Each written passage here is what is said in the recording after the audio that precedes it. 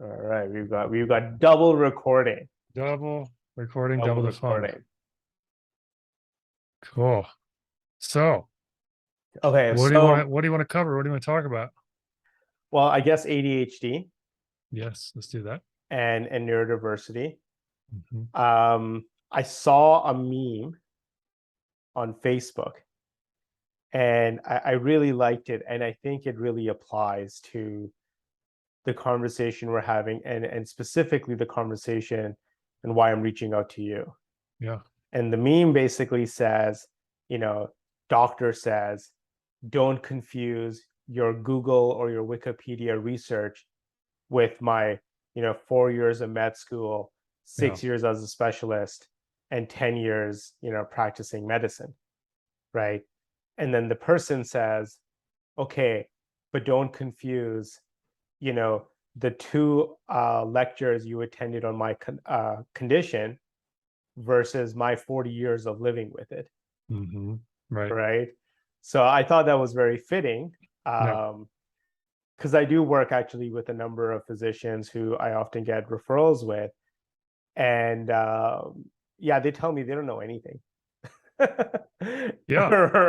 Right? Right. They They're did have like, two this lectures, and mental then health stuff, yeah. like we're talking family doctors, this mental health stuff, they take a couple classes and that's it. Everything else, it's we go through a clipboard in Yeah, our mind, and that's the reality, for sure. right? But one part of the conversation is, how do I know if I have ADHD? Yeah. Because Yeah. there's a lot of things, and I don't mean that like for the viewers. I mean that like me, Mohammed Sheikh, Yeah. Yeah. Yeah.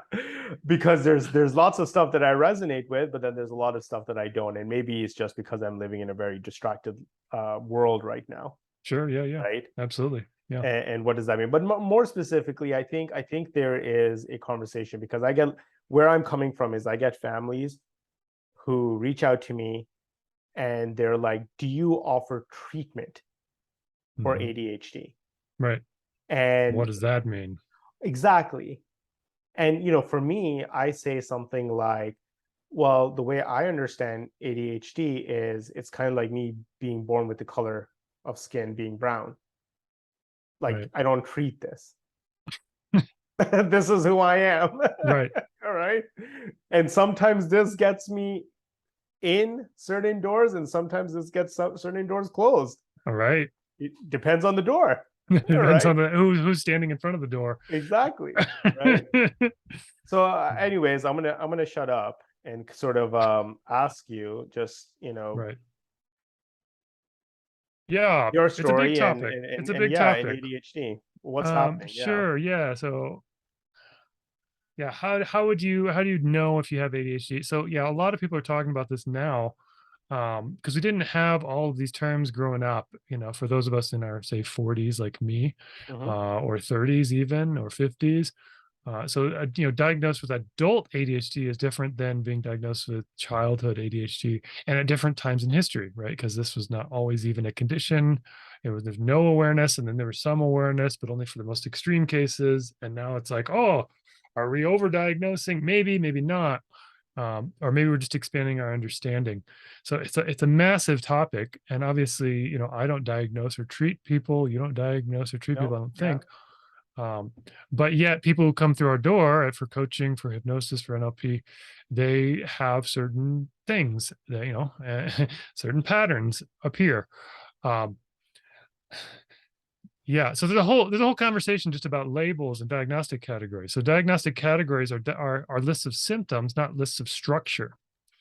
And in hypnosis or NLP, we were more interested in this. What's the structure? How do you actually do Structure. that problem, right? Yes. What do you do with your mind? What do you do with your representations, your timeline? How do you organize memories? Like, how do you organize your attention? And doctors aren't asking any of that. Psychiatrists aren't asking any of that when they're doing a diagnostic criteria. They're just saying, what are the pain? What's the suffering? What's the symptoms? And how do they fit into this box? So I think what's happening is you have all of these different things with like ADHD, autism spectrum disorders. You've got learning difficulties like dyslexia, or dyscalculia, which means difficulty with math. Mm. You've got Tourette's syndrome. And people are starting to talk about like, that's interesting. All these things kind of are overlapping in these different ways, but not all of them all at once. It's like overlapping bubbles. Um, so for instance, like if you have ADHD or autism, there's a good chance you have the other, at least some of it. So for me personally, just trying to understand my whole life, like what is going on? Why did I have such a hard childhood? Why is my earliest memory feeling like there's something wrong with me in kindergarten? And why did I almost flunk out of preschool for not being social? Why was I the first person to read all of the ABC books in kindergarten? Why would I have such difficulty with socializing and get so obsessed with communication skills and personal development? And the thing that makes the most sense to me is I was on the autism spectrum before we had an autism spectrum understanding. Before we had that, because the only people who were autistic when I was growing up were the kids who couldn't talk at all. They didn't have any words, and they were sent to a treatment facility, or they were like treated very badly by psychiatrists or whatever. So that we didn't have a category for people who were really bright in math like me, but could not understand how to look someone in the eye because it was so painful, and there's so much anxiety there, right? We just called that shy. Mm. And that was the category, or awkward or something like that. But it was so much more than that. And now looking at all of the things that people are saying about autism spectrum, I'm like, well, shit, that like, I think there's so many things that pin me that I thought were unique about me that millions of other people have experienced. Right. And I recently made a TikTok video on one of those things, which is, I have this memory of walking in a bouncy way. So like on my toes, like heels barely touching the ground. And I remember being bullied for that in middle school. Kids would come up behind me and they would say, they wouldn't even say anything. They would just walk like me, and their other friends would go, ha, ha, ha, ha, you know. And I Yeah. remember being that so painful. I didn't even know what was happening. I was so confused. Like, what's happening? Is there something wrong with my walks? Is there something wrong with me? And so I made a TikTok video about it, 60 seconds. 1 million people watched that video, and just person after person after person was like, that was me. That was my experience. I had that experience. Thank you for making this. I never knew this could even be a sign of autism or whatever, of neurodiversity. My kids are having this experience. My 10-year-old is going into middle school, and I'm terrified that they're going to be bullied. Yeah. There's all this stuff. But that's something that took me a while to piece together. Like, oh, that was me being bullied for being autistic. Like, I didn't know, like, that's why I was bullied, because I wasn't brown, I wasn't gay, I wasn't, whatever. Like, I was just skinny and awkward and a nerd, and I thought that was, but it was autism. Like, that's why I was bullied. And I didn't piece that together, until very recently in my life, even though I've been doing trauma work with all of that for 30 years on myself. And, I've made this huge progress, and had all this social anxiety, and I was able to get that to the bottom of that, to where I do public speaking. I put myself on video. I work with people for a living, and I communicate for a living. So the amount of change that's possible for a human being is incredible. But having this particular lens is kind of interesting. Yeah. And there was also elements of ADHD that I resonate with, but not all of them. Like, kind of like what you're saying. Like I can actually focus very well. That's not my problem. But for, I don't know, most of my life, procrastination was a massive issue, to the point where I failed classes in college because I was so frozen I couldn't do the paper. Mm-hmm. I thought about it. I was constantly thinking about the thing. I couldn't get myself to put the words on the page. Just the writer's block was so intense. And there were 2 classes I failed because I couldn't do the final paper. Yeah. And other papers I would do all the night before, like right up to the last minute.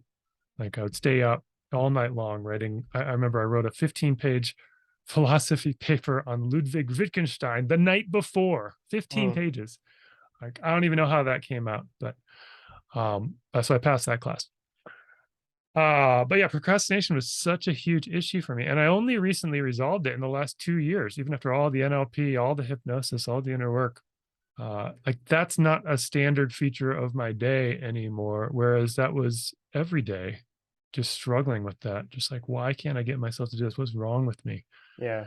Um, and some of the tricks from the ADHD community were part of the solution. One of Mm, them is the idea of body doubling.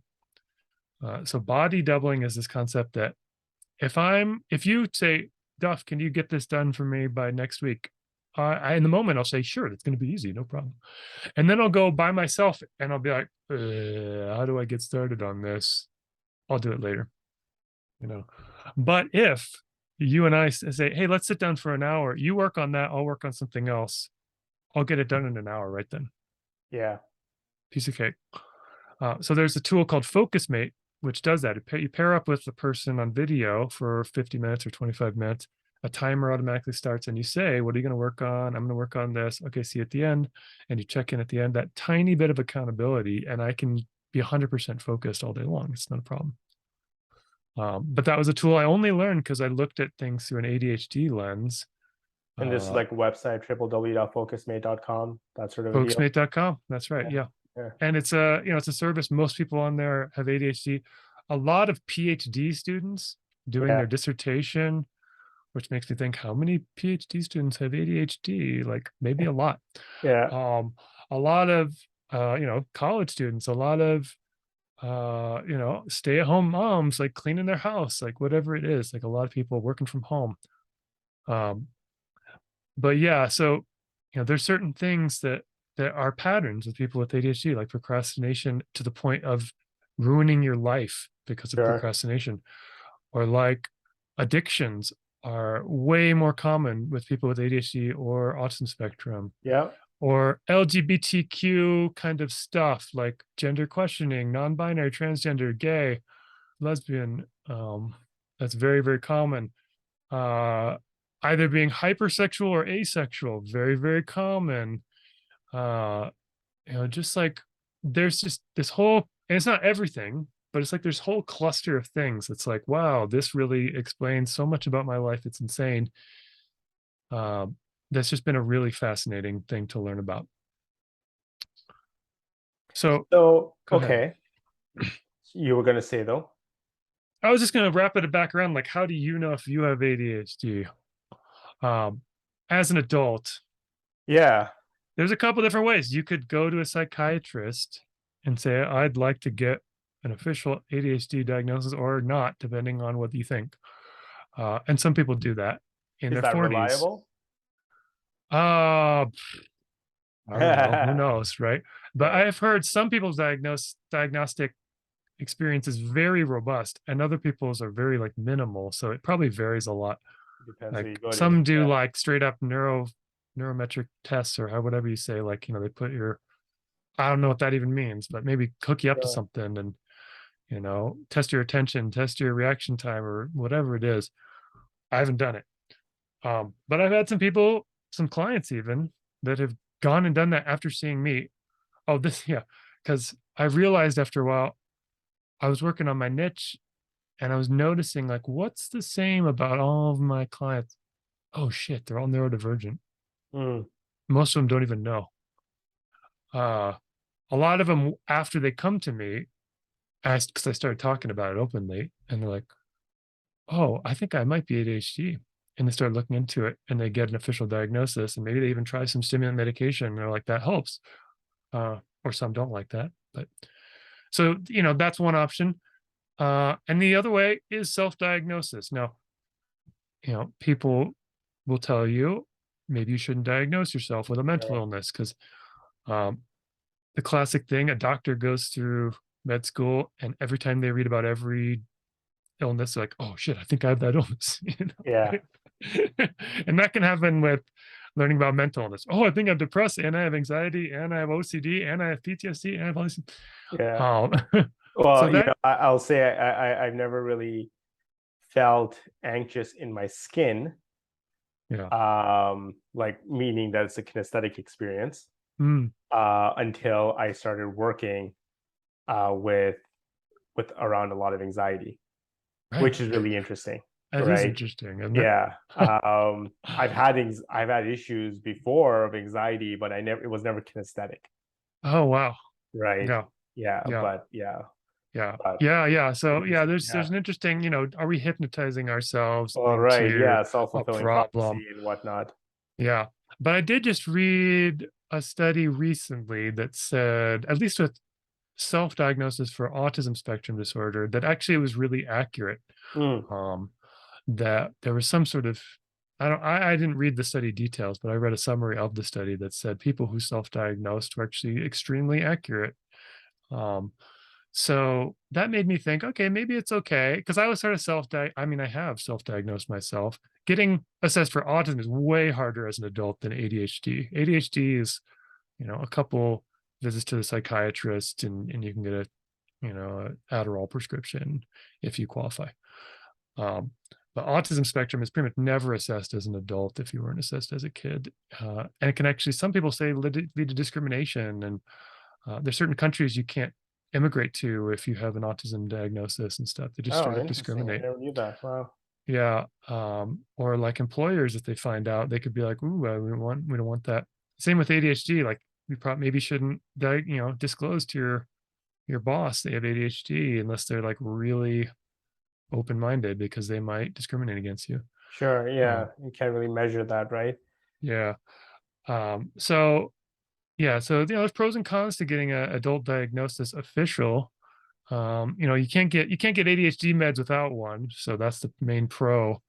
If you wanted to go the med route, of course, that itself has pros and cons. Of course, every Well, I kind every of wanted to talk medication has about, side effects. yeah, I kind Yeah, of wanted to talk about that as well because, as someone that, again, I have a few indicators, yeah, but the more I learn, the more I'm like, okay, I'm probably not, right? yeah, Although some things like I do, maybe I can get into it a bit, yeah. but the conversation around meds is if this is not something that that's broken, Right. right? Just like I'm brown, like this is what it is, right? Brain's Yeah, wired this way versus brain's wired that way, yeah. Right. right? So then, then my thing is like this is not something that's really, something you're supposed to treat. It's just something Yeah, you just have to understand and see how it works. But yeah, this is where I'm like, okay, well then where does medicine sort of kind of come in? yeah. Because medicine is supposed to be meant for treatment. Yeah, I know, right? Yeah, it's two different paradigms. This is how I explain it, as like, you got whenever there's a difference, like, is the difference good or bad? Right. Hmm. And those are the two sort of main ways we look at ADHD or autism. In fact, even in the name, attention hyperactivity deficit disorder, it's Yeah, oh, something exactly. wrong. It's like Carl Smith Autism book, there's spectrum no D and disorder. PTSD. Yeah. PTSD, post traumatic stress disorder. Disorder. It's Yeah, not yeah, yeah, post traumatic stress. That's totally normal given what happened to you, for sure. you know. And so looking at things as a disorder leads to, we need to treat it in order to come back to normal, because normal is amazing and everybody wants to just be normal. That's the best thing we could possibly hope for, right? Yeah. Like, have you looked around? Normal people are not all that. Yeah, Uh, they're not that happy. they're not that happy. They're not that interesting. They're not that Yeah. creative. Like, do we really want to be normal? Is that the goal here? Yeah. Or do we want to be ourselves and unique and expressive and fully who we are, or alive? Because we're not going to find that through normal. Yeah. Um, so yeah, so there's a different frame, which is maybe difference isn't bad. Maybe difference is itself normal. And especially if you talk about a normal distribution within a population, right? You're going to have people who are on the extreme ends of the bell curve. And guess what? Those are the scientists, the poets, the actors, the inventors, the Yeah. painters, and those, guess what? Those are also usually the neurodivergent people, Yeah. the people who have different kinds of brains, who sense things differently, who maybe are too sensitive to fit into a normal 9 to 5 job, or whatever else. Those are the people at the extreme ends of the normal distribution who are doing amazing things. Do we really want to medicate that to death and suppress that? On the other hand, Yeah. there's people who say, my whole life, I felt like there's something wrong with me because I couldn't focus. I got on Adderall or Ritalin or whatever drug. holy shit, I can focus for the first time in my life. Now I can actually do my creative projects. I can work my job. I don't feel like I'm disabled. I can focus when my wife is talking to me, my husband talking to me. And so we don't want to like say that's not a real experience. That's people's direct experience Yeah, of I've got a these client right now drugs. who, I've been working on a number of things though, and he actually just found out he had a formal diagnosis, and he just found out he has ADHD, and he's on some light medication, and things are going really good for him. Exactly. Yeah. Yeah, So I think especially those of us in the alternative world of coaching, hypnosis, NLP, yeah, sometimes we think like, well, you don't ever need medication because you can heal from that in this other way. I mean, we have such tools that therapists don't know, or not all therapists, some do, sure. but a lot of therapists don't know. A lot of psychiatrists are completely unaware of. Doctors have never taken a single class on. Um, if they knew about what we knew, they'd be like, "Holy crap, this is amazing stuff. We got to introduce this in a medical school." Yeah, absolutely. You don't need medication to treat a phobia.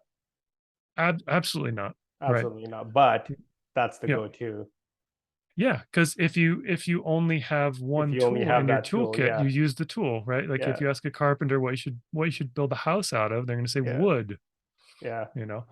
Uh, so similarly, but we can also be the carpenter. And sometimes if we're asked, what should you yeah, do to treat this problem? We'll say NLP, hypnosis yeah. coaching. Hypnosis, of course, that's all you need. It's all you need. You don't Yeah, need anything else. When sometimes diet is the way to go, or a medication can be helpful. So I've become a lot more open-minded about that possibility. yeah, Um, it's not that medications are harm-free. They all have side effects. Sometimes the side effects are worth it. But what intervention is 100% harm-free? Like there's always a risk. I think the risks are fairly low with NLP and hypnosis, but they're not zero. Like sure. things can go wrong too. Well, and you know Um, what? Sometimes it's just um, the time you lose. you're right. The time and the money Yeah, because investment, you're energy. going to a practitioner's that's Yeah. wants to use this. Well, Yeah. you could have just popped a pill. Yeah, absolutely. Pills are extremely time efficient. Yeah.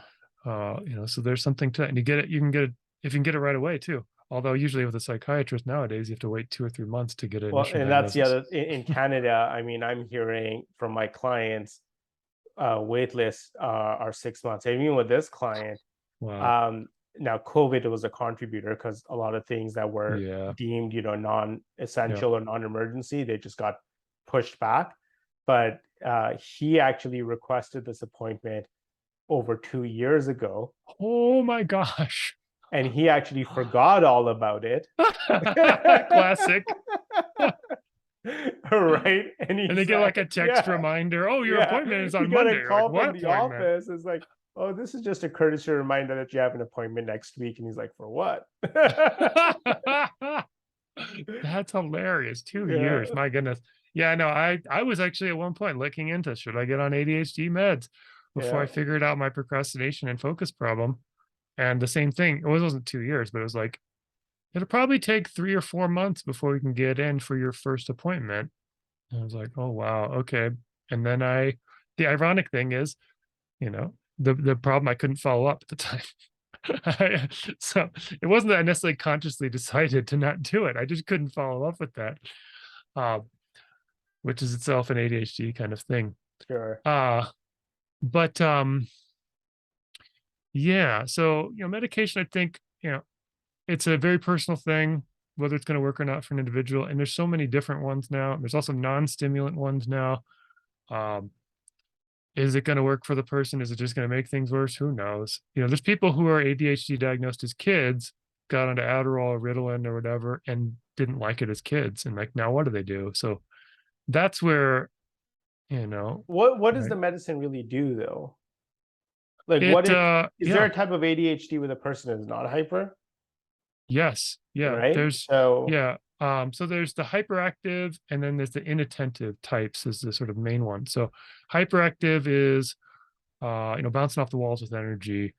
Um, you know, Interestingly, though, and then you get into differences between men and women, um, because usually it's The original one was boys who can't sit still in class, who are bouncing around and goofing off and can't focus for the life of them. And those are the original kids who are diagnosed. You give them stimulants and they go, oh, they relax and they're able to focus. And often they have it's a paradoxical response to a stimulant. It's the same thing with coffee. Like some people with ADHD, they drink coffee and they get relaxed or they even fall asleep Huh. if they're super agitated. So some people have a paradoxical reaction to certain drugs. But interestingly, then there's this inattentive type. So inattentive type ADHD doesn't look like that at all. More common in girls and women. It's daydreaming. It's getting lost in thought. It's dissociating in not the NLP sense, but some overlap. Sure. Like checking out of your senses or your body and just kind Yeah. of floaty. Well, it's being entranced. It's in a I trance. Yeah. mean, a psychologist who knows hypnosis or a psychiatrist that knows hypnosis will say that hypnosis is being disassociated. Yeah. Right. Dissociated. And not necessarily in a terrible, awful feeling way, but in a, Yeah, dissociated from the external world, associated into the internal world. correct. Uh, yeah. And so the inattentive type ADHD person is in that kind of daydreamy trance a lot of the day and has a hard time focusing because they lose track and they and go inside. Like one of the classic inattentive type folks problems is like people say, oh, your problem with focus, you just turn off your phone and block out apps and then you can focus. And they say, well, the problem is I get distracted by a blank wall. Mm, I look at the wall and my eyes defocus. And of course, I go into trance. And then I have these vivid visuals that come up and I'm fantasizing about this or that. And then 2 hours have gone by and I've lost track of time. So how do I not get distracted by the wall? yeah, that's an interesting one. Yeah. And so I do have a client who was inattentive ADHD diagnosed as an adult and got on some stimulant medication. Is like, oh, I can focus now. I don't go down internet rabbit holes like I used to. And I can get started on work and I can play my guitar and I can do these creative projects, you know, somewhat more. Like it's not 100%, but it was like, 30, 40% better. Yeah. So that's one possibility. And I found that there's some other things that often need troubleshooting, especially with the productivity or the doing part of the street. Um, so my wife recently went through grad school to change careers, and she became a user experience designer. Okay.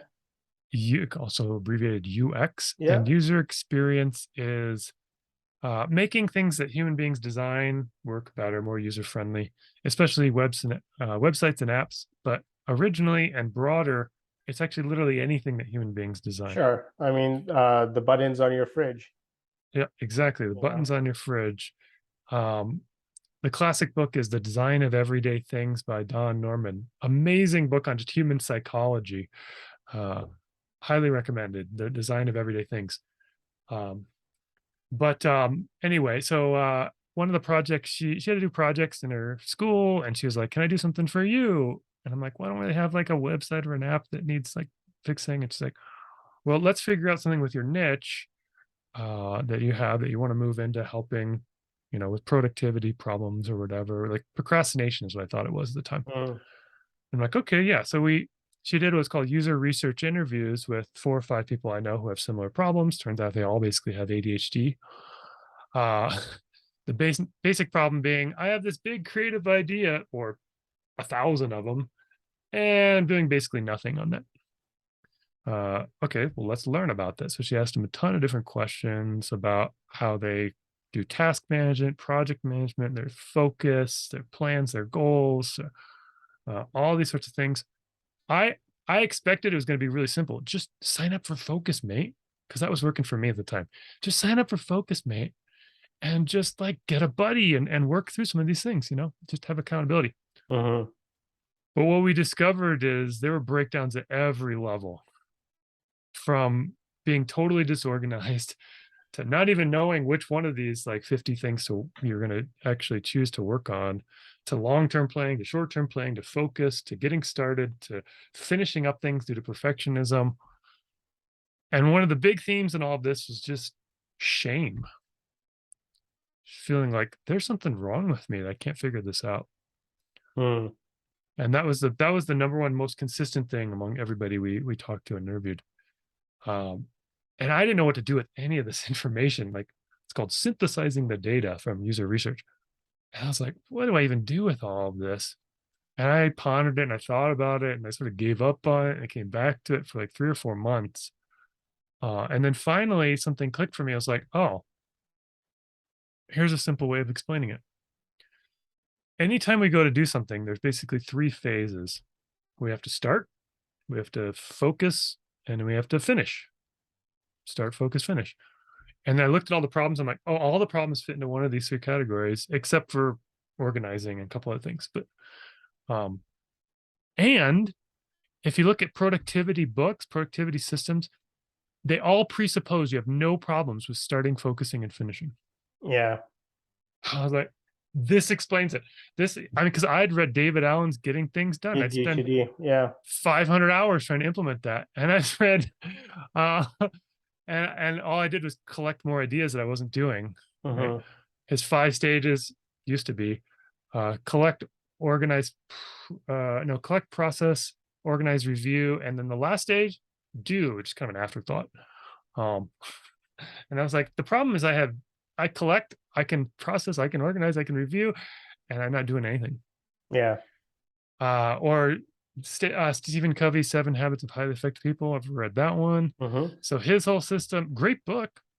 His whole system relies on the idea that you can schedule a time at 12 on a Tuesday for an hour and decide what you're going to do during that time and do it. And so I'd always get to that stage. I went through that book like 5, 6 times Yeah. over the years. And I was like, I get to that stage and I couldn't do that step. I couldn't keep an appointment with myself. If it was somebody else, I would show up on time. I'd be there, I'd be 100%. present. Yeah.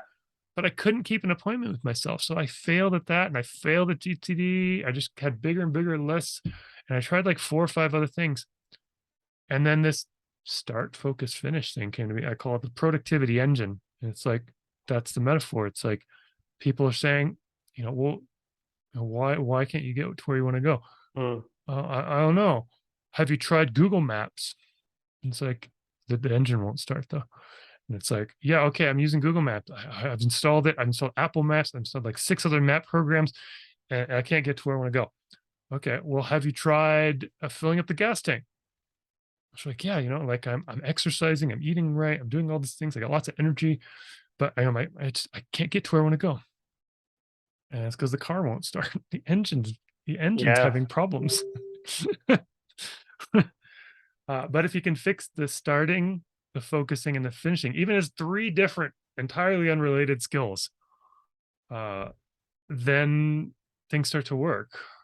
Oh, Then, that makes a ton of sense. yeah, For me as well, because I mean, for my big thing is that lots of ideas, right? yeah, I mean, I'm yep, very good at showing up for people, yeah, but yep. Same here. and I've launched my own programs and all that sort of stuff. But Yep, here's the secret: yep. whenever I launched a program, it was supposed to be launched 2 years ago. Yeah, me too, right? Right. Exactly. Exactly. Right. So actually hitting a deadline for yourself where there's no one else involved, like Well, that's a whole different I skill. attended this talk once, and they had lots of different speakers, and I was really there to see Gary Vee, but Seth Godin was there, Oh, JJ nice. Virgin, she was there. There was this one speaker, not really well known, but apparently she wrote a book, and it was like personality profiles, which I have a love-hate relationship with because again, I'm like, if people are destined to be their profile, then technically everything that you and I do doesn't work, Right. right? But Change. There's no yeah, change. yeah, You're there's no just this. change, You right? are this So thing. Yeah. exactly. But she wrote, it was really interesting. She was like, your personality profile in terms of how you respond to authority, Oh, I like that. right? Yeah. And as she's talking, immediately I'm like, oh, this is great. So I completely tuned her out, went to her website, and did the assessment online because it was I free, think I've heard of this one before. Yeah, real famous right? person. I forget her name, but yeah. Yeah, and yeah, I don't remember her name either. But my answer was, I'm a special type of rebel Hmm. in that not only do I have a problem with authority, I will rebel even if that authority is me. Yes, yes, me too.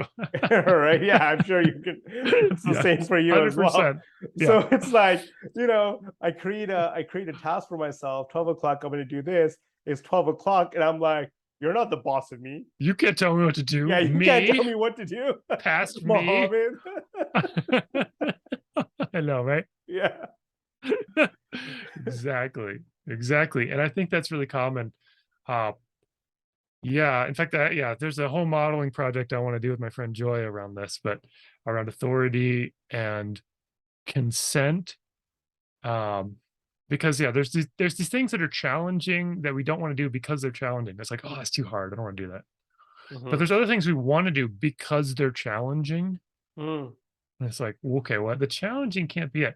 You know, it's like, I want to play this really hard video game because it's going to be a challenge. I don't want to play an sure. easy mode. I want to Yeah, play on like this harder mode. It's like, well, why did you choose to do that instead of, doing this other thing, like writing this book that you want to write that's also challenging? Like, so to me, I think my theory that we haven't tested yet, my theory is that it comes down to like the sense of authority. Like there's this authority that's telling me I have to do it. And I'm going to tell that authority who's boss where he can shove it past yeah, me. yeah. Um, but if there's no authority there, or if I am the authority, if I'm associated into my own authority, then I get to choose. I'm the leader. Right? Let's Uh, talk about ADHD and anxiety, or this Hugely sense of not overlapping. being good enough.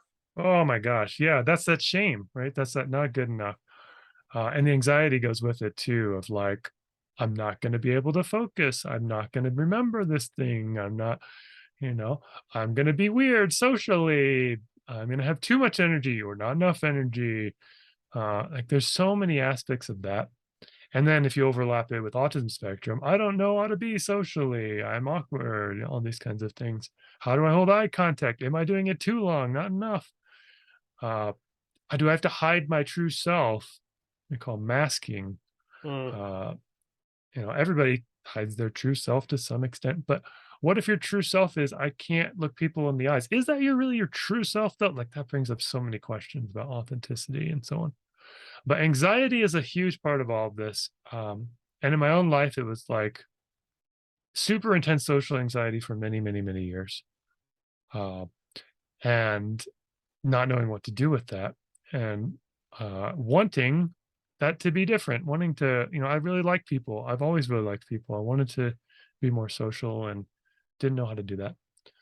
Um, in high school, I met a group of geeks and nerds with special weird interests. So that was a really helpful thing. We played Magic the Gathering and Dungeons and love Dragons magic. and Yeah. video games and all sorts of nerdy stuff, and started the chess team at my school. And so I had a group of like-minded geeks to hang out with. Uh, but yeah, so I part of the reason I got into NLP and hypnosis was to try to change my social anxiety and learn better communication skills so that I could have rapport, I could relate with people. Um, and it worked. It was working. So I was like, oh, this is answering something amazing. Yeah. Um, and then eventually I found something called core transformation, which is a process from NLP. Yeah.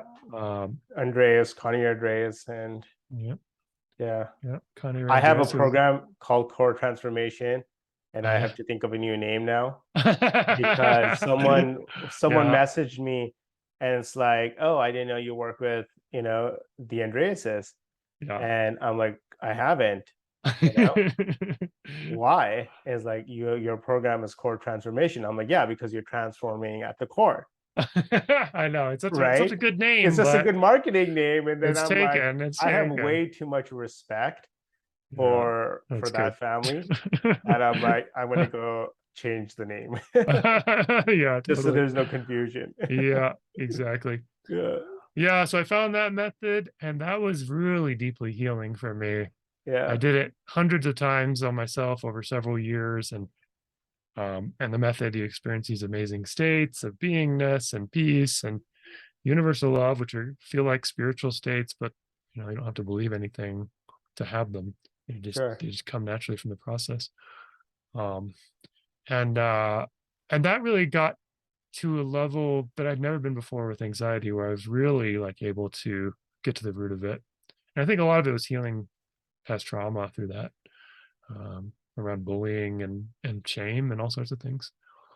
Um, to the point where I was, I remember the first time I got to like a core state, and I was like, oh my God, I don't have any anxiety in this moment.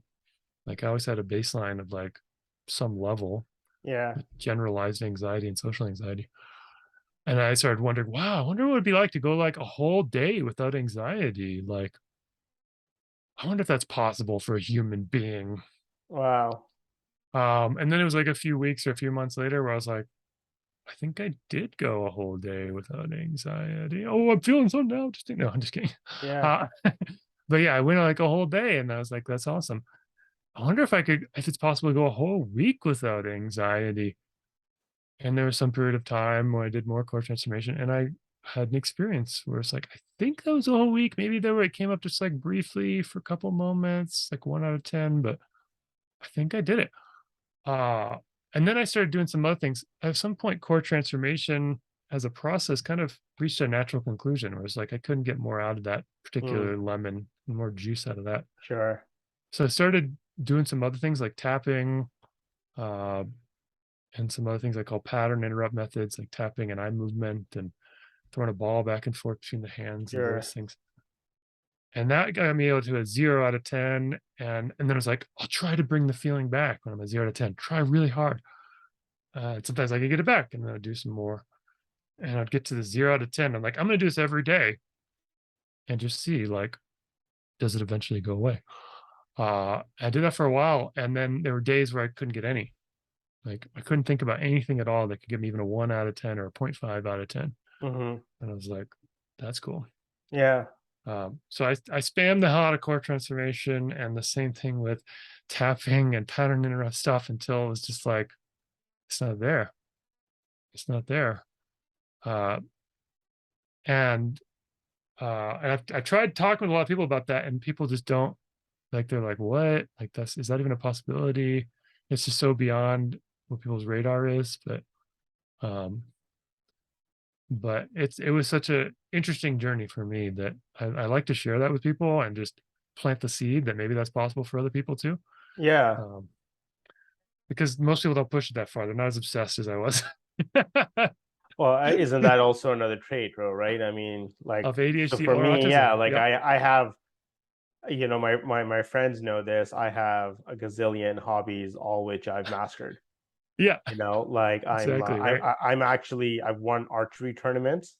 Oh my gosh, that's awesome. I I love archery. I wish I I had think an outlet for that. every most people in our community are familiar with my magic tricks, Oh, nice. right? I fly drones, right? I've got Oh, the that's VR fun. Oh, stuff. the VR drone. Oh Yeah, man, that's so cool. I can do yo-yo tricks, Yeah. right? I mean, Yeah. I have RC cars. I was in boxing for a while, Oh my gosh, yeah, right? totally. This is a Yeah, classic ADHD kind of thing. And with autism, it's often just like one thing that just like is a yeah, long-term obsession, but not always. It can bounce around. With ADHD, it's often this. It's like, go into all these other hobbies and just following your weird niche interest down the rabbit hole, whether that's on a Wikipedia entry and 5 hours later, you're like, wow, I read a lot of Wikipedia articles. Or if it's like you're saying, like, I'm a boxer and an RC car racer and a drone operator and a hypnotist and 12 other things or more. yeah, yeah. No, it's interesting. Oh, okay. Let's talk about from the other angle, right? So anxiety for me, that's something that I really never had, Yeah. right? I know growing up, um, I just didn't like or get along with kids my age. Hmm. Yeah. I definitely got along better with girls. Mm. I enjoyed playing house, Hmm. right? And but I was just more comfortable with older people, Yeah. right? Yep. Like that was that, right? But I never had any anxiety.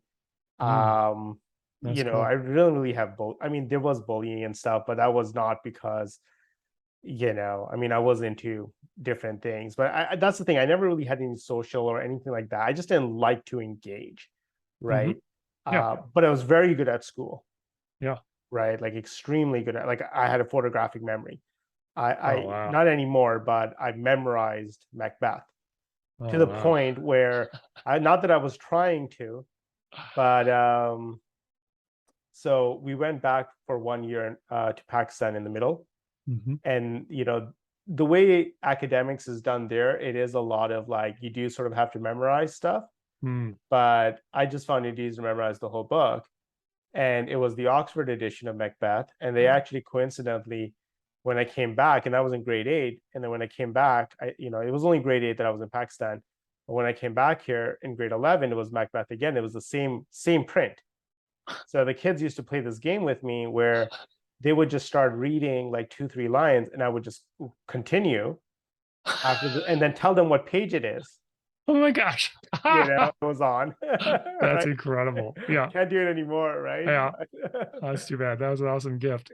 Yeah, no, Wow. absolutely, right? Wow. But I also ended up dropping out of university because um, a couple of things happened. One, I think I finally got into a subject that I didn't understand, and I've Hmm. never experienced that. Yeah. Two, Yep. someone or somehow or what it was, but they planted the seed or they planted an idea. I'm the one that really buried the seed deep. I know that. Mm. I know that was my own doing. But they planted this idea, or they gave me this idea that school's just a big business Mm. and it's a scam.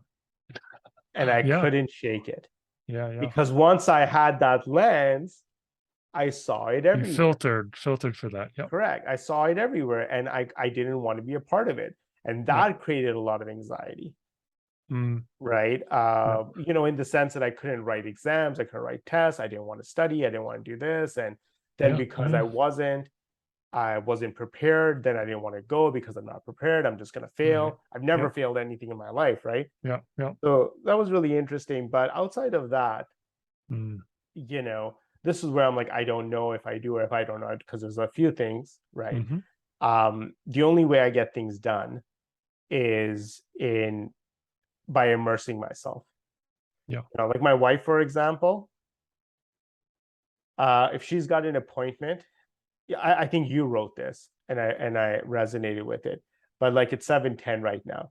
If she's got an appointment at 9 o'clock, my time, um, she will be able to be productive for an hour and 50 minutes, Right. right?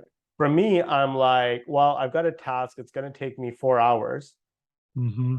right? Can't Well, just there's do no way I can part of get it. it done. Yeah. So I can't do part of it, Yep. right? Yep. So That's a nothing very happens. common thing people report with ADHD. It's like, Yeah. and autism stuff. It's like waiting around for the next appointment because, yeah, for Yeah. whatever reason, it's like it feels like I can't get anything done from now until then, which is Yeah. of course totally irrational. Well, yeah. Um, I mean, in my business, in my IT business that I, I've mhm. got, I've got a couple of businesses, right? Mm. And Of because I course, can't just do one thing. of course. uh, well, in the beginning years, I was like, because Tim Ferriss talks about batching. If you Yep. read Tim Ferriss's Yeah. Yeah. Yeah. 4-Hour Workweek, right? Yeah. So he talks about batching. I'm like, yeah, that's what I'm gonna do for my accounting, right? Because this Mhm. is stupid. I hate doing it. This Yep. sucks, right? So I'm just gonna wait till the end of the year. Well, the problem is one time I waited, I think 2.5 years, and then Uh-oh. I had like Uh-oh. almost 150K in receivables. Uh-oh. Yeah, that wasn't fun. My accountant wasn't happy either, I've and done I ended up that. actually losing, a small chunk of that. Yeah. So lesson learned. Yeah. But even still, like I'm like, oh, I'm going to do it. What I've come down to a happy medium is once a week, but at most once every 2 weeks. I can get Mhm. myself to do that. Right. Other than that, if I'm building a course, if I'm recording videos, if I'm doing anything, I basically tell my wife, I don't exist. Yeah. And I lock myself in this room Right. and I just record until I can't record anymore. Yeah. Right. Right. Yeah, So yeah, so that's like an explicit strategy that people talk about in the correct. ADHD world to get things done for ADHD brains, is to have this kind of, because one of the interesting things is you have attention deficit. So you think, oh, it's hard to focus, but actually it's often all or nothing focus. It's like Yeah. hyper focus or completely distractible and nowhere in between. Um, and so the same people who are like, I can't focus, it's like, well, what do you do all day? Oh, I just play this one video game for 17 hours straight without bathroom breaks or eating. And Hmm. it's like, well, how do you possibly do that? I would stop after an hour and be like, oh, okay, that's enough. Right. Yeah. So there's this amazing skill there that, if you could port that over to something else you want to actually do instead Yeah. of that, then it's you're a fucking genius, or you're a, Well, that's exactly it. I mean, yeah. that was Assassin's Creed for me, part one, by the way. I started Friday, I finished Sunday. Yeah. Like Right? no sleeping, no I anything. slept. I was Oh, married, okay. so I had to sleep. Yeah, totally. Right? Right. And But that's where like the addiction can kind of overlap with ADHD or autism too. It's like that yeah, hyper focus. And if you add something that's naturally addictive, yes. it can be very bad. I've That had includes things to like cut video games. myself off of, Yeah. like, like my phone doesn't have any games on it, Right. Yeah. right? Because, I know. especially I when you're deleted all the self-employed games and you from my don't have a iPad. boss, Yeah. Right. I mean, it's so easy for me to play Nintendo. Like, Yeah. like I lose 3 weeks to it, right? Yeah, Yeah. exactly. So we got to be careful, because that hyper focus can latch onto things that are designed to trigger all that dopamine response and rope you in anyway, are very entertaining. But that's interesting because it's, yeah. So people with ADHD are both overrepresented in addiction and in entrepreneurship. So you've got both ends of the spectrum. You've got completely unproductive and highly productive, sometimes Where in the does the same whole person. where does the whole like um righteousness, or you're not the boss of me, or this sort of rebellious type of thing, Yeah. because that's why I left the corporate world, Oh, absolutely. right? Yeah. Because I kept on getting trouble, right? Yes. Yes. Because Yeah. I mean, I was a top performer, Yeah. right? I was in sales, so I was a Mm, top performer. So that's why I never got into real trouble, because I was one of the top 10 guys. yeah. But I got in trouble because I would do what's right for the customer, Mhm. and they would be like, yes, but that actually hurts our bottom line. Mhm. And I'm like, but we screwed up. Yeah. That's our customer. Our Right. mission statement says the circle of service, and in the middle is the customer. Oh, no, no. Yeah, our So, mission statement is just nice for the wall. It's not well, what we actually do. exactly, and then, right, Yeah. Yeah, like no, in that is so politics, common. Yeah. yeah. Uh, yeah, it's, I forgot what the stat is right now. I think it's 8 times. So, uh, and someone I with also got ADHD, kicked out of a mental health organization yeah. because I was doing such phenomenal work, but then they wanted to go a particular route. And I said, if you go down this route, we don't have the staff capable to do Yeah. that sort of work. Yeah. And they didn't like that. Oh, no. Yeah. No, no, no. Yeah. Like, They think they about want the you to just fall in people. line. I know. No, don't think about the people. Think about this arbitrary decision. But yeah, that's extremely common that people with ADHD and autism spectrum get into trouble with authority, not because they're just anti-authoritarian, although that can be sometimes the case, but because they see something that other people don't see. They can actually perceive something that other people can't perceive. Mhm. They're actually more in tune with the values of the company than everybody else, and they get scapegoated.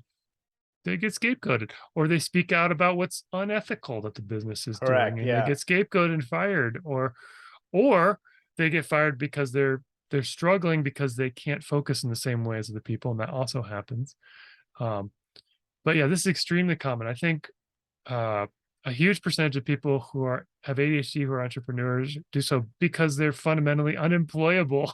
Like they can't work for somebody else because they have to say something when they see something, you know.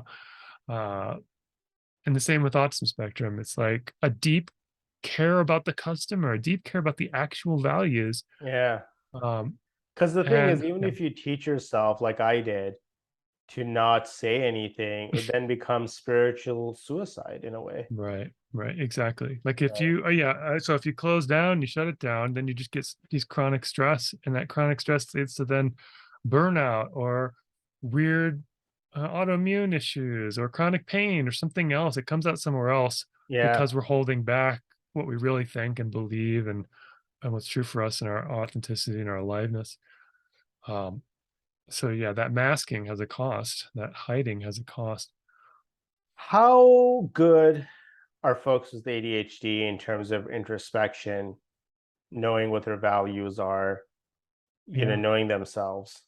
Yeah, I mean, I think that's all over the board. I mean, Okay, it's just yeah. that's not necessarily a consistent thing, uh, but I do think being neurodivergent makes someone want or more prone to introspection just because they usually start with what's wrong with me, Sure. and then they go to therapy or they start doing self-help books or they feel like there's a deficiency, so they overwork, which isn't a good thing, but it could also be over inner work. That's what I did for many years. It's just like every free moment I'm doing inner work because I Mm, felt like I wasn't good enough and I was driving the whole thing.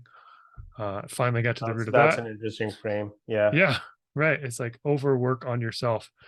Um, that can be one way that it shows up. But so I do think you find extremely introspective people who are ADHD or autism spectrum and so on. But you also find people who are unreflective, who are just caught up in blaming and shame and all sorts of things too, and the world's the problem and not them. So Yeah. uh Well, I think yeah, that's that's true. just a pattern That across is, every that human is, being, right? So, yeah, that is, yeah. all right, let's talk about false positives. False positives, What yeah, I mean by that, just because that's a trending term for the last 2 years, right? So I'll define that for you. yeah, In a world where we have so much stimulation, oh yeah, right? I mean, I am one of those of the opinion who agree with people when they say statements like the human body isn't actually engineered to take as much stimulation as we get, right? yeah. Maybe we'll figure it out, maybe we'll evolve, whatever. But as it is, our tradition, we've been around for thousands and thousands and thousands of years, Right, right? Pictures only really came in the last 100, and now pictures are really fast. You know what? And evidence of this is watch something from, forget even about, like, not like 50 years ago, it's like watch something from the 90s. oh yeah. Like I spun up Gargoyles, like this cartoon I remember I used to watch as a kid. And I'm like, this is so It's slow. either boring or puts me into a meditative trance. Yep. Yeah. I So rewatched Star Trek: The Next Generation with my wife a couple years ago, and it took us like 10 episodes to really get into it. We're like, I'm either falling asleep or I'm like, wow, this is the yeah. slowest Although I've been in years. Captain Picard raised me, so you should know that. Everything I know about Totally. leadership is from Picard. So Yeah, exactly.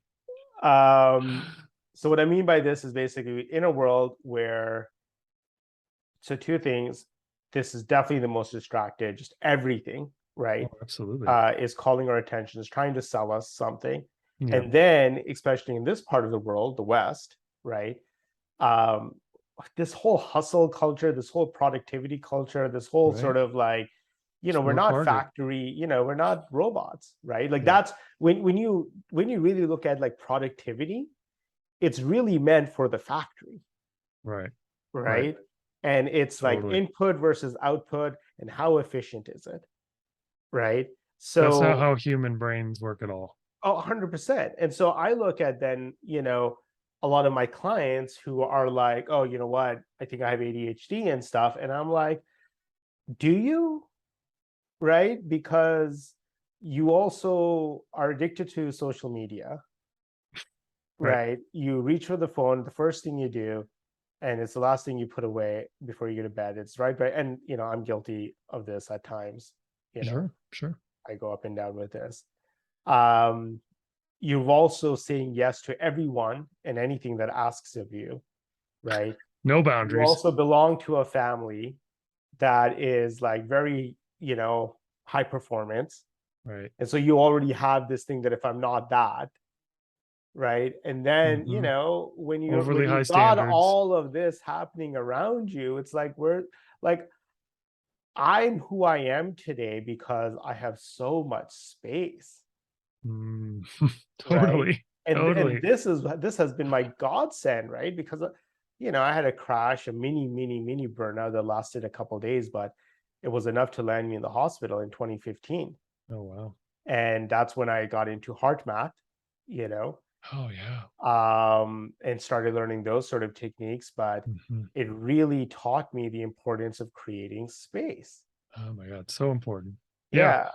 Yeah, no, you're right about absolutely all of this. In fact, my original idea for my niche was to create a podcast, which I may still do at some point, called Sustainable Productivity, because this is the whole issue Mm, throughout all of society right now, that we have great no name. idea what's sustainable when it comes to productivity. We're just like more and more and more forever, just like just like producing consumer goods and automobiles and things that are damaging the environment. Like we have no idea of like what's enough, um, and how to have a reasonable way of working, or even a way of working that makes you more alive over time. Like Yeah. exercise should make you more healthy and give you more energy over time. Whereas if you like just ran for 10 hours a day, you would be destroyed, right? And But we're then there's running. also a limit where you're like, okay, I'm happy now. Yeah, right. You don't need to be a marathoner, maybe. Like you can Yeah. just get a little bit faster and healthier. Well, that was my thing with when I had my corporate job over a decade ago. I said to upper management, see, the problem you guys don't understand is that yes, there are people who are hungry or their life situation they want to make more money, Yeah, but then you have people that they're happy with the amount of money they're making. right. And when you keep raising their goals or Mm, expect more out of them, all you're adding is stress. absolutely. They Right. did not like that comment at all. No That was kidding. during my interview to become a manager. Are you surprised that I did not get promoted? What? That's so surprising. Yeah, so let's talk about this. Like, yeah, do you have ADHD, or are you just addicted to social media and I just, yeah, is stimulation it just, and you need to overwhelmed give with all the yourself space? stuff, Yeah. and not enough space? And that's, it's hard to piece out in 2022 with all the stimulating things. In fact, in a book called ADHD 2.0, which is an excellent book on ADHD, Hmm. they talk about this exact thing. They have some other acronym that I forget what it is, and they say it mimics ADHD symptoms, um, Mm. but it's not seen from birth. Although now it might be seen from birth. The reason why it wasn't is because it was slower 20 years ago, right? Um, but yeah, so they say it mimics ADHD symptoms, and the difference is usually, have these symptoms been going on since all throughout school when you were a kid and so on, and Yeah, and or is it just new in the I last few don't years resonate with? with any of the childhood stuff. Yeah, so it might not be that level, and that's what people debate, is like, oh, ADHD is genetic. Like, maybe, I mean, everything's genetic, but like, I don't know, like, do we have a clear sense of what those are, or not? And even genes are nature via nurture. It's like Yeah, and it in gets a turned different in and on, like environment, it's different. diabetes. Yeah, People I can have have. diabetes, but it Yeah, doesn't get turned on until, yeah. right. Yeah, I did a 23andMe, and they say I have genetics for diabetes, or type 2 at least. And my blood sugar is perfect. It's not like an issue. I have other issues, but that's health issues, but that's not it. So having the gene doesn't necessarily mean it gets turned on or it's expressed either.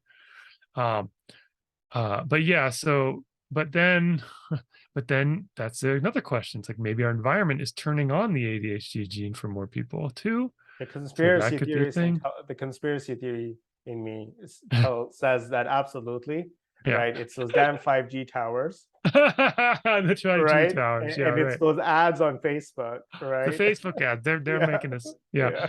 yeah. Um, It's but like the pop interesting is, filter. functionally, like, does it matter that much? That's the question I'm wondering. Like, does it matter if it's a genetic condition from birth, or something that comes from the environment, because it's not like we can completely escape the environment unless we set up massive boundaries around everything. But let's say you work in a place where you're expected to respond to chat messages instantly and emails within 20 minutes, and you're getting 400 a day. Like, who's going to be able to focus in that environment? Mhm. You could get a different job. You could try to push back against that. You could quit all your corporate jobs and start a business, start two businesses like Muhammad. Um, but you're not going to be able to focus in that environment even if you don't have ADHD. Uh, and that's most corporate jobs now. Like, that's the expectation for lots of jobs. So Mhm. it, and there's all this social media and everything else. I read something the other day which was shocking. I gotta read the study, but there, I think it was like a Pew Research. No, it was Nielsen. Nielsen, remember the TV ratings, and they Mhm. they Jason in the Nielsen. back in the day they just install something on your box TV, and now I don't know how they measure it, but Nielsen did a study. This was like 3 or 4 years ago. How many hours a day do Americans consume media through all sources, TV, streaming, on your phone? They install an app on your phone or something that tells when you're on Yeah. Facebook or whatever. 11.5 hours a day. It used to be 4, which is a decade. I know 4 is 11.5, like yeah. people are still watching 4 hours of TV a day, Yeah. and they're consuming all this other media. If you really start doing the math, you're like, wait a minute. If you sleep 7 hours a day, you're up for 17, 11 hours, almost 12 hours a day, you're consuming media. Wait, you're actually at work for 8 hours or 9 hours a day. So 2 or 3 hours a day at work, you're consuming media. First off, that's crazy. But that actually lines up with other stats. Yeah. And every other waking minute when you're not working, you're consuming media. From the moment you wake up in the morning to the moment you go to bed at night. And that's the norm. That's the average. Yeah. So your point to space is like, yeah, that's like so urgent that we need to block out an hour, 2, 3, 4, 5 hours a day to not be consuming media. And nobody knows this is like, very few people are like aware this is even a problem or that would be a beneficial thing. But it's like that. I think that's actually threatening the survival of our species Oh, more than just about anything 100%. I else. mean, so I did a content detox once. Yeah, This was a couple I've years done a sort ago. It of was thing. it was Yeah, pre-pandemic. I know that. So it was probably January 2020, yeah, and it was supposed to be for the entire month. And the that's idea hard. was zero content. So social media, That's video games, very but strict. but no books, No like books. Yep. nothing, Yeah. nothing, no No content, inputs. Yeah. no input, right? Other than just daily life, right? Yeah. You Mm. know, I had to talk to my wife, so Media content. Media right. content. Yeah. You know, uh, and I remember saying to her after the second week, it took me 2 weeks. I looked at her and I'm like, honey, I'm finally having my own thoughts again, I know, right? right? But what happened is Star Trek Discovery came out Ah, in the disco. third So good. week. Yeah, in the third week, so I couldn't make the whole month. 3 weeks is still a really long time. Yeah, I know. no, but My I mean, commitment that I was experimenting with a few months ago was no content consumption before 5 p.m. And I was doing about 80%, 90%. But that was really hard. it is. But It it was a totally good is. rule. I started having so much creativity liberated up through that. Yeah. Uh, yeah. And then Yeah, what and would that's happen is I mean, 5 it's a p.m. would come toss-up. Yeah. around.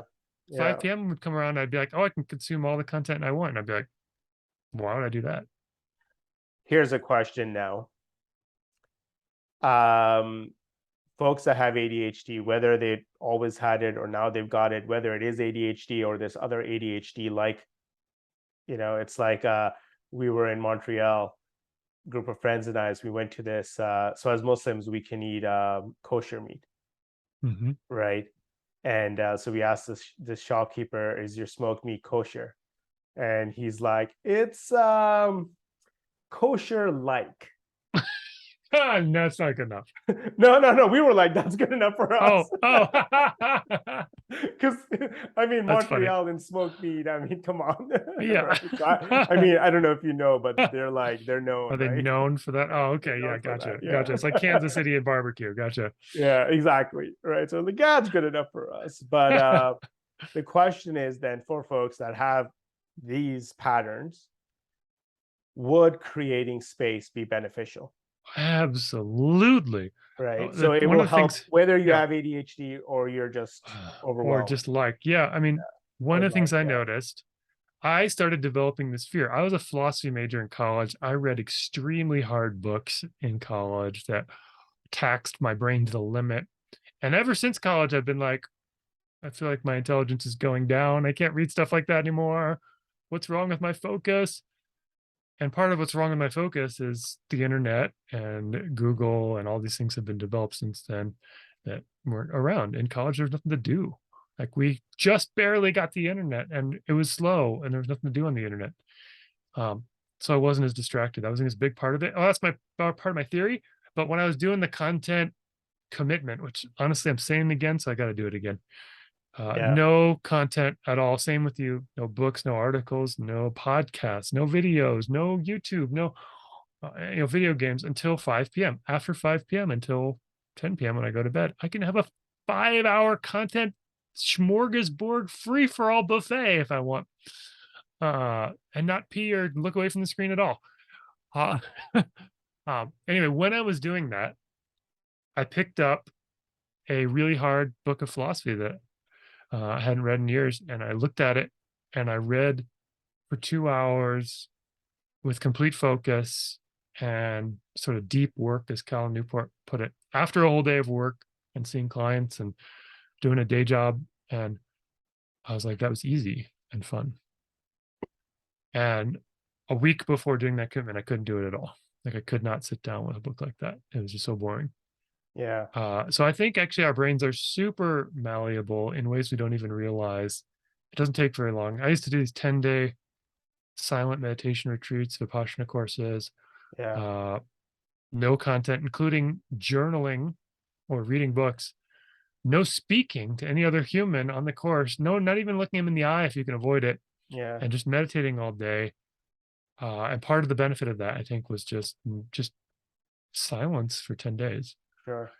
And by the end, I was so sensitive, like my whole body, I could feel all these amazing, blissful sensations. And I'd come back and it would take me like a week to readjust to walking outside with a bunch of other people. It was overstimulating. Yeah, I can imagine. Wow. Yeah.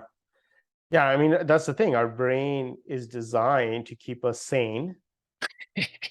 And, again, what does the brain do with every experience? Delete, distort, generalize. Absolutely. There's just so much more that it has to delete now that, Yeah. you Right. know, You're scrolling through Facebook and you're not reading every post carefully. And yeah, yeah, my wife doesn't have any social media, or at least she did until a year or two ago, and she got on LinkedIn to look for jobs. Um, and so she never had any social media account. So she'd go on LinkedIn and she'd be like carefully reading everything that people write. And I'm like, no, you that's not how just you do made me social media. have, I think you just made me have like an aha moment because I've gotten impatient when it comes to reading now in books. Yeah. And what you just made me realize is because like I prefer audiobooks now, even though auditory is Yeah. not my primary, Yeah. strength. Um, but I prefer that because when I read books, like I'm just kind of realizing this. I Hmm. read it like I'm reading social media. Yeah. Like I'm 100%. scrolling, You're I wanted scrolling to for do the this. Yeah. information.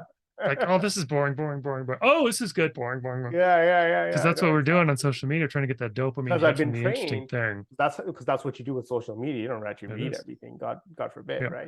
But exactly. yeah, wow. That's interesting. Well, Yeah. hey, so if you're a student and you end up watching this, or if you're reading or studying anything, all your social media habits do not translate well. No. Yeah. Yeah. Yeah. And I was very impressed by just not doing it until 5 p.m. Like that changed my brain within a week. Like Wow. we talk about changing your brain. Oh, it's hard to, you got to meditate for an hour a day for a year. No, you got to stop scrolling social media for a Change week, your not patterns. even a Yeah. month, Yeah. That's huge. and not even all day. Just like, Till you can do it a 5. little at Yeah. night till 5.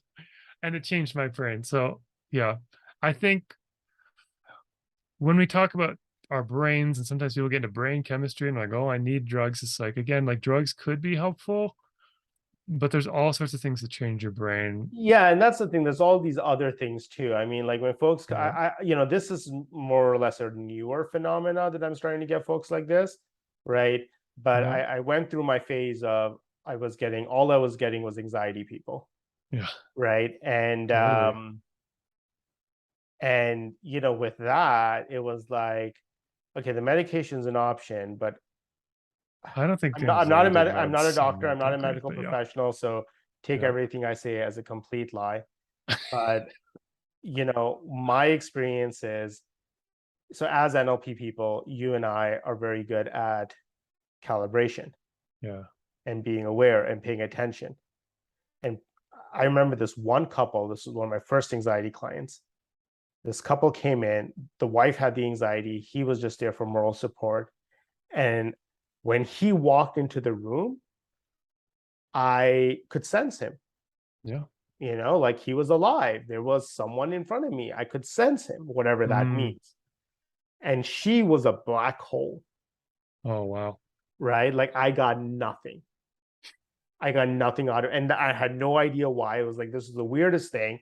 Hmm. Nothing was working. And then eventually, somehow intuitively, I'm like, hey, are you by chance on any medication? Because I'm not really good at taking an intake form and asking, important questions like that before I work with people.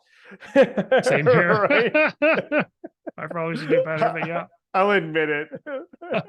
I don't ask any of those sort of questions that I probably should be. Yeah. Because for me, I'm like, well, that makes me sound like a doctor, and I'm not. Right. Yeah. I know I'm not a doctor. Do I Yeah, have I'm to not a store that in a therapist. particular way to be Yeah, compliant with I'm just a HIPAA? guy Like that all these tells things. I don't know. stories. That's it. And Yeah. people, cry and they get better. um, yeah, so she's like, oh yeah, and she gives me this whole like list of I think like 5 things that she was on. Yeah. That's Right. And then intense. that started me putting into this conversation, and they started asking questions about, okay, well, what does drugs do? And that's the thing, is like, apparently, the simple way, my understanding, is it just numbs you.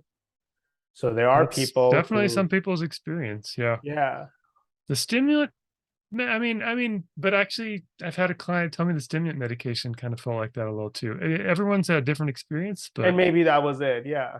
yeah, So everyone's got a different the whole thing experience, but before that you is one go, of the things that can happen, especially on a cocktail of 5 different ones. I mean, they don't do studies on 5 different ones. They do studies on one at a time. one at a We actually time. have no idea. It's totally experimental to be on more than one drug at a time, almost always. Yeah. Uh, Yeah, so I it's know she like, had something for this, and like it was really interesting. yeah, But my point, as I always is, there are folks that absolutely need the anxiety meds, just yeah, because without it, they can't function. They don't have either the right, social supports, they don't have this, they don't have totally. a Definitely patient people who say partner this or has saved my family. life or this has changed my life. And you gotta 100%. acknowledge that as like You that's a real have to. thing that people say. You have So to. that's their experience. Absolutely. You have to. And I'm also like, what else are you doing in your life that you do Right. have control over in terms of making the space, Right. right? Because you can, even if you have to take your phone and lock it in a drawer, Yeah. right? Like Right. that makes Yeah. such a big difference. Yeah. I bought speaking of that, there's a cookie jar you can buy that has a timer on it that will lock.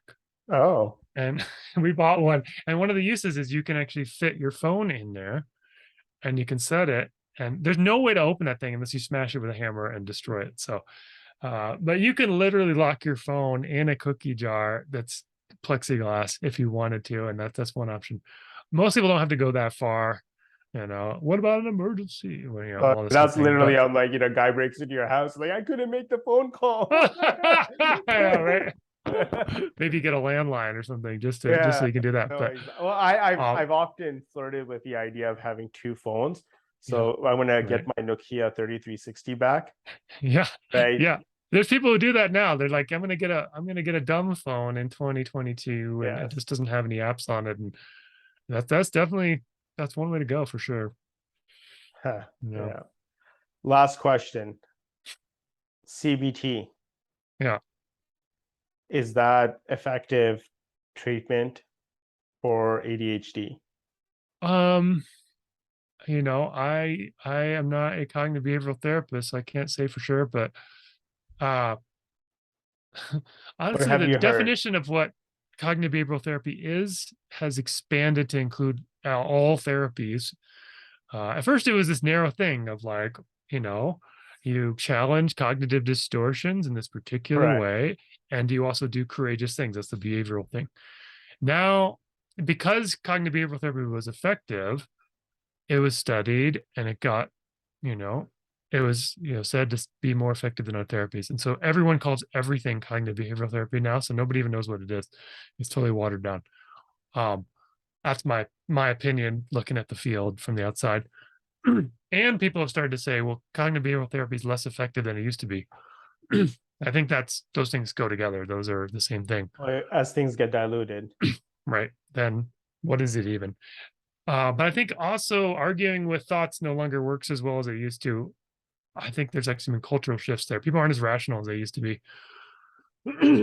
for a whole number of reasons.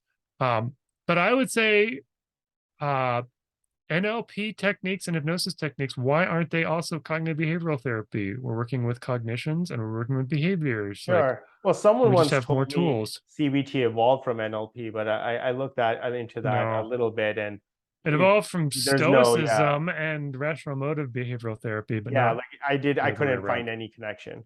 No. But one thing like in cognitive behavioral therapy, they're working with inner talk, right? Yeah, Verbal, self-dialogue, yeah. the verbal self-dialogue. Now, how cool would that be if they knew about submodalities and that thoughts are not just visual, but they are verbal, but they're also visual. And you Yeah. can change the self-talk to be in a different tone of voice and add music and a different pace and a different, all these different things. And then you can, do pictures and you can, oh man, there's a bazillion different things you can do within the pictures. That's so cognitions. Oh, and you can add timelines in there. And oh, wait, you can add, feelings in the body and turn those into colors and spin them. And like, you know, we just have so much more tools and avenues to explore than a cognitive behavioral therapist. But it's not like they're doing something fundamentally inaccurate or unhelpful. It's Yeah. just a very narrow subset of what's possible. Um, and so you can run out of solutions really fast, I think, with a narrow set of tools. Yeah. Um, so I do think there's something there with changing cognitions that can be helpful for sure. One of the things that's very new that I'm still exploring with clients who are neurodivergent and ADHD is timeline. I had one client I started asking of sort of standard NLP timeline questions like if there's an event in the past, where is that picture in your space around your Yeah. body? And they're like, "Oh, it's kind of right here." I'm like, "Oh, that's interesting. In front of you?" Yeah. Well, where is in the distant past? It's also just kind of right here. Where's the future? It's also just kind of right here. It's all just a cloud. And it's like, oh, let's try something. You can always put it back if it works better for you. Yeah. Take that thing that's, a week ago, and do you want to put it to the left or behind you? Oh, I want to put it behind me. Okay. Physically grab it, pick it up, put it behind you where it goes. Oh my god, it's like, I can think clearly. Take the next one that's like a month, put it behind you, see where it goes. Oh my god. Yeah, we do that with like 20 little random memories. This client also presented with major problems with organization. I wonder why. Hmm. Everything's happening at once. And then we started doing that with the future. This is probably going to take some practice with this particular person, but because we've done it a couple times and she forgot that she had a timeline after we created one. Uh, but we did it again. It was like, oh my God. Uh, but the overwhelm, like, pretty much faded in that moment when we put things in the future in a timeline, in the past in a timeline. Uh, it's like makes so much sense. And there's so many things that people report with ADHD is like having its trouble sensing time or planning or being on time to things or hyper focusing and having what's called time blindness. And that I think working with structure of time as just one NLP tool Hmm. could change a lot of people's lives. Just that one thing with ADHD. Hmm. Uh, I'm gonna keep that in mind. I haven't. Yeah. you know, Okay. I mean, I'm familiar with it, of course, but yeah, it's not just something that playing I've with really, it yeah, and just just playing with it. and seeing is it all just right here Yeah. especially as people say, I have no sense of time or I'm overwhelmed, everything, I feel like I have to do everything at once. It's like, oh, well, what if you see one thing today, another thing a week from now, another thing a month from now, and you see your long-term goals a year from now, and if they're in front or off to the right or whatever. Yeah. Um, When are you going to do a training on the productivity engine? oh, I know, I need to do that, right? Give me a Yeah, second. I just realized to turn the that helps. yeah. I know. Yeah, I want to create a product on it, I think, that's Yeah. ADHD friendly, that's like small chunk of videos that you maybe watch together, so you get the you get the Well, uh put a practitioner's yeah. training, I mean. Oh, practitioners training. Yeah, good idea. That might even be first. What we see. Yeah. Um, but yeah, because there's a lot of elements to it. But what I found is if you chunk it down small enough, like to just start, focus, finish, and Yeah. then within that, you've got like there's 7 things that can go wrong for starting, and here's how to debug each one. Well, Like that works.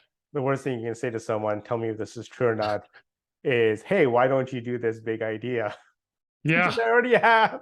Because I get that. Oh, yeah. the number of times my family is like, I've got this great idea for you. Right. Oh yeah, because I That's have no one more thing ideas. that I'm That's the not going to do. problem. That's the Yeah. problem. I just can't generate any ideas. Yeah. Yeah. Have you tried a to-do list? Oh gosh, yeah. Never thought of that. Oh, Um, man. No, that's fun. All right. yeah, No, I think this is helpful. yeah. Um, BoulderCreekHypnosis.com. No, BoulderHypnosisWorks.com. BOULDER, as in Boulder, Colorado. BoulderHypnosisWorks.com. Yeah. Folks that come to me with ADHD stuff, Mm-hmm. I think I'm going to begin referring them to That'd be you. awesome. Yeah, And parents, yeah. you work with parents? I haven't specifically tried to seek that out, but I have been getting parents who are starting to send their kids to me. And I always tell them, okay, well, does your kid want to do this, or do you want them to do that? And Sure. then when I see the kids, I say, I don't care what your parents want. What do you want?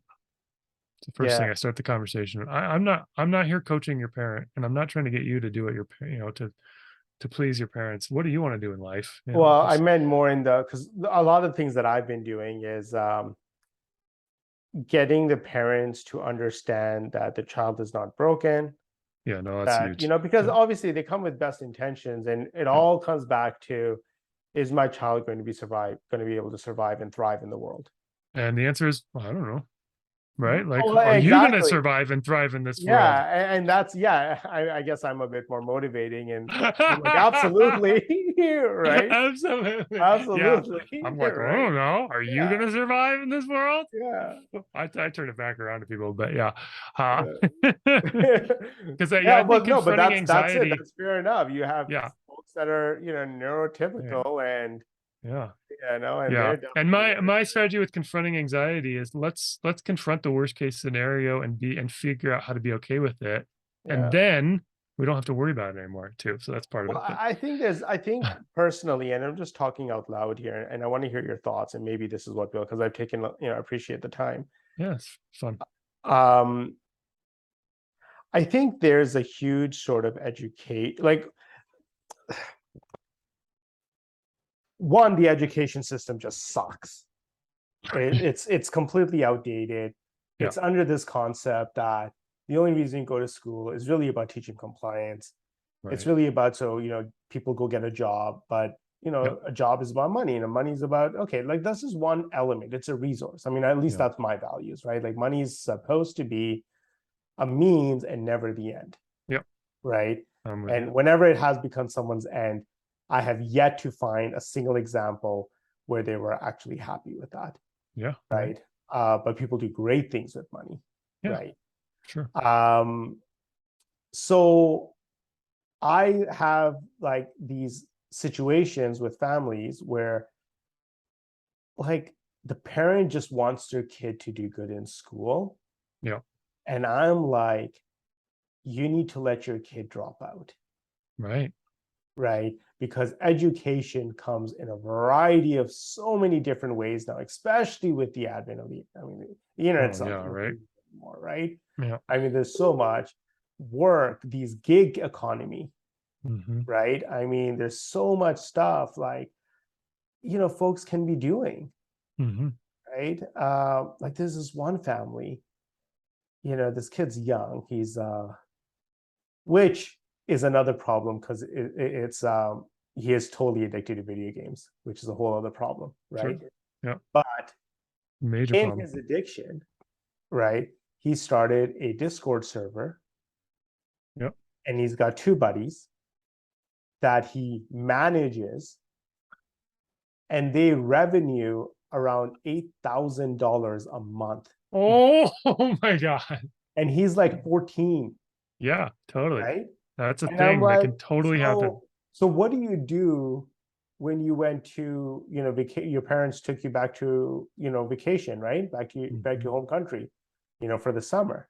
Mm. I was like, oh, I give those responsibilities that I do to those two guys, and I'll bring on some people as volunteers. I'm Amazing. like, that's called delegation. Yeah, you're a manager of a business. Yeah, you're a CEO You're here. delegating. Yeah, you're delegating, you're assigning, you're making sure. He tells me about, customer service stuff. Like he Totally. doesn't use any of those terms He's because he's running a business. All the roles. yeah, he's doing all the roles, right? And then he's like, to be honest, Mohammed, I don't even get that much time to actually play video games, Yeah, right? totally. Because he's too busy doing this. Yeah. But as far as his parents see it, Hmm. he's just in the basement playing, on his computer playing video games all day, which again, he shouldn't be in the basement all day, right? But I Right. mean, you know, devil's advocate, well, so his dad who spends, 10 hours a day at the office, Right. that's not healthy either, Yeah, I right? know. He's sitting on the screen too, probably. Yeah, Yeah. it's the same thing, right? Hmm. And So not as this is fun. where I'm kind of like, I think there's just a lot more conversations and educations and Huge. challenging There's so norms, much. Yep. right, that just Yep. need to occur because, Yeah. Yeah. one thing I will say, whether I have ADHD or ADHD, like whatever it is that my brain works is the brilliance that allows me to do the work I do with people because I Absolutely. see layers and dimensions, Yep. and this intuition. Hmm. And the Um, creativity. That's a huge yeah, the part of it. creativity, Hmm. just to look at things from a different way and try and Yep. play, and everything's a game, we're just playing here, we're just having fun, you Yeah. know. I Yeah. make what a typical PTSD session for me is like when people come to me with trauma, they're laughing half the time Yeah. while they're recalling a very traumatic experience. I'm, Yeah. being creative, I'm making them laugh, I'm dropping jokes, and they'll say like, Totally. this is very serious stuff. I wish you would take this seriously, I love it. Yeah. and then that makes them crack up even more, Yeah. right? Yeah. So But at the end liberating. of it, they're So just so liberating. like, Yeah. because it's all Yeah. out, Yeah. you know? Exactly. Yeah. So liberating. Yeah. I mean, a lot more of that. And yeah, for people who are different, we need creative ways of Solutions. living and I loved being, your, creative I solutions. went to your website, I watched your video, and then I messaged you. Yeah. Awesome. Hopefully more people will do that. Yes, I'm throwing absolutely. it out there boldly. This is a new direction for me, but I think it's a good one. Yeah, cool. Awesome. Anything else? We're good. Let's call it a wrap. Let's call it a wrap. Let's do it. All right, man. This was good fun. Thanks. Yeah, I appreciate it. I'm gonna go put this on YouTube. Awesome. Send me a link when you got it. Yeah, and I'll actually do it today. Nice. I'll do it. No one can make you. Yeah, that's right. I'm not the boss of me. All right. All right. Take care. Take care. Bye-bye. Bye.